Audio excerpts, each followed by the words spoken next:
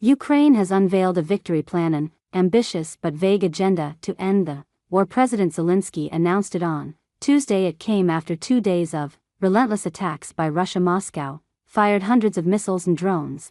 They targeted around 20 Ukrainian cities. Soon afterwards, Zelensky on his plan. He will share it with us, President Joe Biden.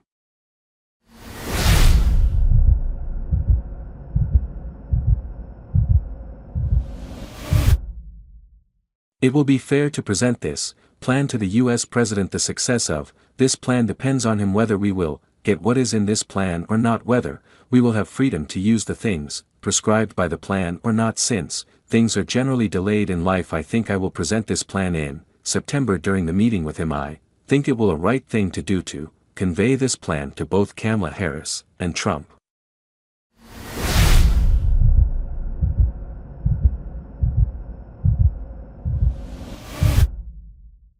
Zelensky will be traveling to the U.S. in the month of September. He will address the United Nations General Assembly. During that trip, he will share his victory plan not just with Biden but also Kamala Harris and Donald Trump. Now, what exactly is this plan? Zelensky has outlined 4 stages. Number 1, the K incursion. Ukraine has made inroads into Russian territory. They claim to control 100 settlements and 600 prisoners of war. So the first stage is leverage. The second stage is deciding Ukraine's place in the world security infrastructure. Well, those are Zelensky's words, but what do they mean? Maybe security guarantees from the West, or a promise of neutrality, or even a NATO membership. We don't know. It is vague by design. The third stage is forcing Russia to end the war diplomatically, and this is very important. After the invasion, Zelensky talked about defeating Russia. He said, "Give me the weapons and I'll beat Putin." But now he says, "End the war diplomatically." Again, no specifics, which brings us to the final stage, that is the economic package. I'm guessing this means rebuilding after the war or joining the European Union market. Now, Zelensky statements made a couple of things quite clear. This won't be possible without us support, and it could take a while. Why else would he brief both Kamala Harris and Donald Trump? But let's assume that they're on board. Will it be enough for the plan to succeed? If the Americans are on board, Russia has already rejected the plan. They say the war will continue, but there is one good thing about this plan: an acceptance that talks are the only way out. Zelensky was pretty clear about it.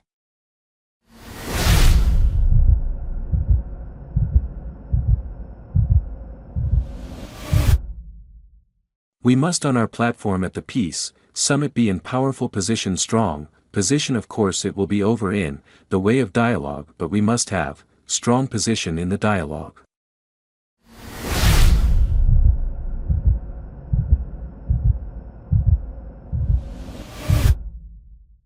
So Zelensky is betting on dialogue, but to succeed at the negotiating table you need leverage. Does Kiev have that? They claim to control around 1,300 square km of Russian territory. Now, to give you some context, Russia's total size is 17 million square kilometers. Kiev controls 1,300, so it controls 0.7% of Russia, but Russia controls nearly 18% of Ukraine. Now, I'm not a negotiating expert, but those do not look like good numbers. So K alone cannot help Ukraine. They need to do better, and for that they will need Western help. Zelensky is asking for long-range cruise missiles. He wants to hit deep inside Russia, but Moscow has warned against it. Foreign Minister Sergei Lavrov issued a threat yesterday.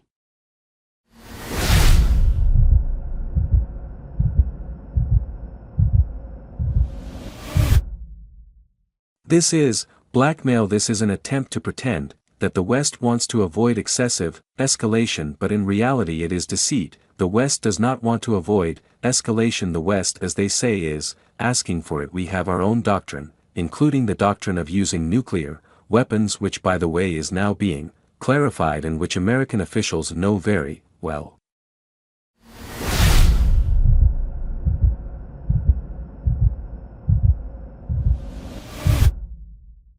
This is why the West is way. They don't mind attacks inside Russia, but they don't want their weapons involved. So what is Zelensky doing about that? He's building his own long-range missiles. It's called Pia-Nitsia. The word itself refers to a type of Ukrainian bread. Apparently the Russians have a hard time pronouncing it. This weapon is homegrown. It's a combination of a missile and a drone, and it can strike deep inside Russia, but the exact range is not clear yet. If deployed it could strengthen Kiev's hand, maybe put Russia under more pressure, but still there is no guarantee of success because Russia is a nuclear power and Ukraine is not. No incursion or missile can bridge that gulf, meaning Moscow will always have the upper hand in talks. Zelensky is simply not willing to accept that. It's good that he's focusing on dialogue, but that dialogue must be rooted in battleground realities. If not, it will be a repeat of what we saw in Switzerland, a peace summit with no peace.